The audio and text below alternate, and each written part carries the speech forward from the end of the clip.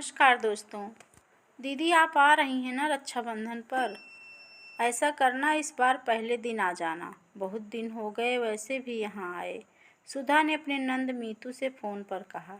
अरे नहीं भाभी, इस बार नहीं आऊँ। रोहित की बहन आ रही हैं और राखी डाक से भेज दिया है। मीतू ने वहाँ से जवाब दिया। ठीक है दीदी, पर आप तो हर साल आती हैं तो अच्छा लगता है, सुधा बोली और फ़ोन रखा। सुधा ने कहा पहले मीतू कितना उतावली रहती थी यहाँ आने पर जब से राजन का संयंत्र बंद हुआ उन्होंने आना ही बंद कर दिया। सुधा और राजन ने कितने टेलीफोन किया पर हर बार नया बहाना किया। मीतू खुद भी संपन्न घर की है, जबकि तो क्या मीतू को ये अब लगता है कि हम पहले जैसा नहीं करेंगे, कुछ उसे देंगे नहीं। जब फैक्ट्री बंद हुई तो क्या राजन ने नौकरी तो पकड़ ही ली है। माना पहले जैसी कमाई नहीं है पर इतनी गिरे भी नहीं है कि बहन के कुछ दे न सकें। मीतू आ रही है ना रक्षाबंधन पर? शाम को पति राजन ने आकर पूछा। नहीं, उनका कहना है उनकी नंद आ रही हैं, सुधा ने कहा। तो ठीक है, इस बार हम चल रहे हैं मीतू के यहाँ, उसे सरप्राइज़ देंगे, सुधा ने कहा। राजन चौंक के बोला, पर वर कुछ नहीं, बहुत दिन हो गए उससे मिले, खुश होगी वह हमें देखकर। कल बाजार चलेंगे और उसके लिए सामान खरीद कर लाएंगे, राजन ने कहा। अगले दिन राजन और सुधा मीतू के यहाँ देने को अच्छे अच्छे गिफ्ट लाए। सुधा ने अपने लिए लटके के कड़े बनवाए थे पिछली दिवाली पर, कभी पहने ही नहीं उसने, वो राजन को दिए। ये कहे कि रक्षाबंधन पर पहली बार उसके घर जा रहे हैं, सोने का गहना हो तो अच्छा है। पर ये तो तुम कितने चाव से लाई थी, राजन बोला। कोई बात नहीं राजन, मीतू दीदी को ये ना लगे कि कंपनी बंद होने से उसके भैया भाभी उसे कुछ नहीं दे रहे हैं। मैं बाद में फिर से बनवा लूँगी, सुधा बोली। राखी पर बच्चों को उनके नानी के यहाँ छोड़ सुधा और राजन मीतू के घर के लिए निकल गए। मीतू, इस बार तुम पीहर क्यों नहीं गई? मीतू के घर के बाहर पहुँचते ही राजन और सुधा के आवाज़ में मीतू के पति के शब्द पड़े।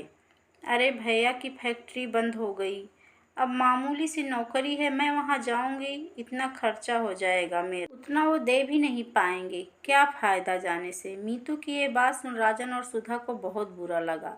खैर वे आ गए थे तो घंटी बजाई उन्होंने।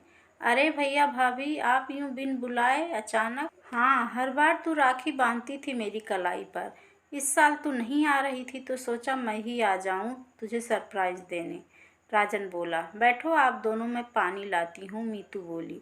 मीतू को देखकर लग रहा था कि वह खुश नहीं थी अपने भैया भाभी को देख।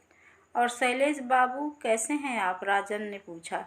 ठीक हैं, आप बताइए, शैलेश बोला। देखिए भैया भाभी, पानी लीजिए, मीतू बोली। तब तक उनका नौकर चाय ले आया। ब्रेकफास्ट के नाम पर प्रस्तुति देख सुधा को मीतू के आने पर उसके घर की बातें याद आने लगी। इन चक्करों में मत पड़ तू, राखी बांध दे बस, फिर निकलेंगे हम, राजन बोला।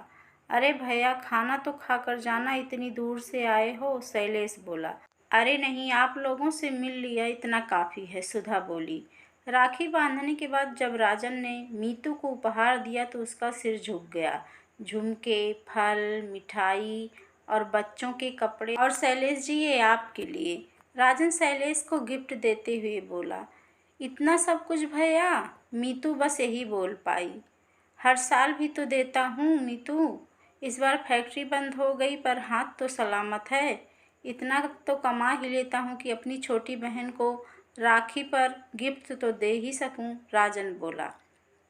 मीतू शर्मिंदगी से कुछ बोल भी नहीं सकी। वो समझ गई भैया भाभी उनकी बात सुन चुके हैं। राजन और उसके बाद वहाँ से निकल गए। दोस्तों, कुछ लोग होते हैं जो संबंधों को वास्तविकता के तराजू में तोलते हैं, जो कि बहुत गलत है।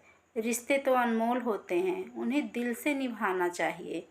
हाँ तो दोस्तों, आपको यह कहानी कैसी लगी? अगर पसंद आई हो तो प्लीज़ हमारे चैनल को सब्सक्राइब करें, वीडियो को लाइक एंड शेयर करें।